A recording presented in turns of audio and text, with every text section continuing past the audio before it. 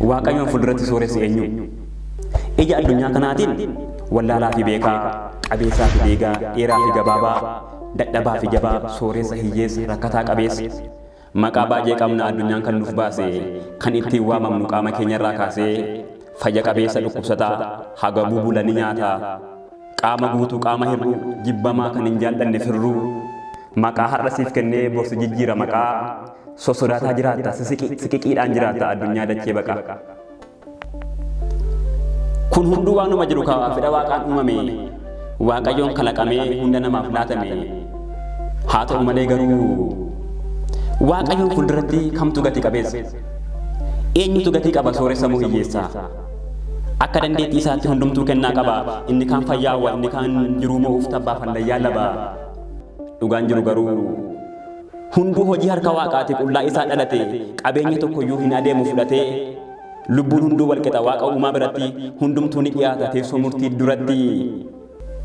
qabeenya isaa osoo hin taane hojii isaa baatee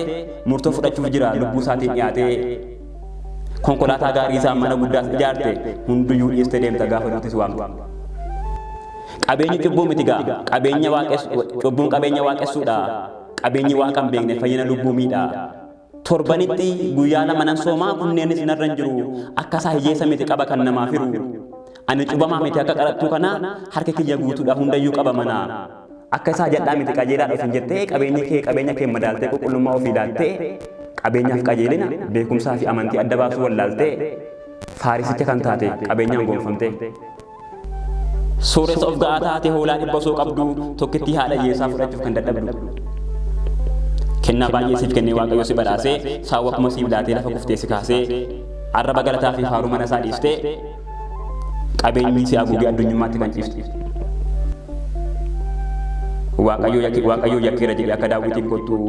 waaqayyo sitti dhufa osoo hin beekin akkattu uffata gaadhii uffadhu laphee deebii horadhu hiyyeessa gaddisiifteef dhiifama barbaadadhu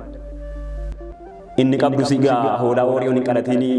dilbii harkatti baattee kan haadha hiyyeessaa nyaatiin hin ta'u hin barbaadu waaqayyo hin bareedu waaqayyoon fuulduratti waaqayyoon hin callisu miidhama hiyyeessaa irratti eeyyeni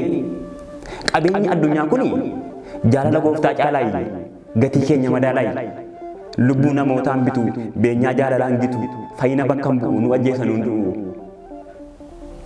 qabeenyi gooftaan beekne hidda du'aa harkisaa fedhii foonii gabbisaa foon coomsee lubbuu gata soomaaf kadhaan lagataa waaqayyoon irraanfata daandii gooftaa dagata eeyyeni kanaaf sooressi sirriin ba'aa jaalalaa baata lubbuudhaaf gatii laata uumaa isaatiif qoma gaarummaadhaaf dhama'a mana waaqayyoo jira xiqqaadhaaf guddaaf fira eeyyeni sooressi sirriin godoo miidhagaa qaba waaqa keessaa lallaba galaa lubbuu hidhata cubbuuf gaabbii himata nyaanni isaa qiddaaseedha sirna qulqulleessaati gumbiin isaa gooftaa beeka jireenyi isaas kan isaati lafaaf gammadeen bulu addunyaa darbu bitee waaqayyoo waaqeffata uumaa qofatti citee malee sooressi sirriin akkas jedha addunyaa yoon buufadhe daddalee qotee dilbii lubbuu kiyya naan oolchuu dhaabbatee kufniif dhibbii lafti kan lafaa ta'a bakka dhufe hin dagatu ogeessi lubbuuf malee foon baduuf hin rakkatu qullaa koo ergan dhufee qullaan lafarraa deema moofaa du'aan hidhamee lafatti geggeeffama tokkoyyuu fidheen deemu waan akka qabu addunyaan na goomsee waan darbuuf hin dadhabu hanga jiraadhu hin beeku umuriin namaaf hafaa lubbuu kiyya naaf wayya kan lafaa dhufe lafaa aangoon addunyaa kanaa beekumsi biyya lafaa gaafan boodhatta deemu hunduu na biraa hafaa jedheetu addunyaatti hima foon isaa akeekkachiisa kan gooftaa qabu hunduu ba'aasaa satti dhiisa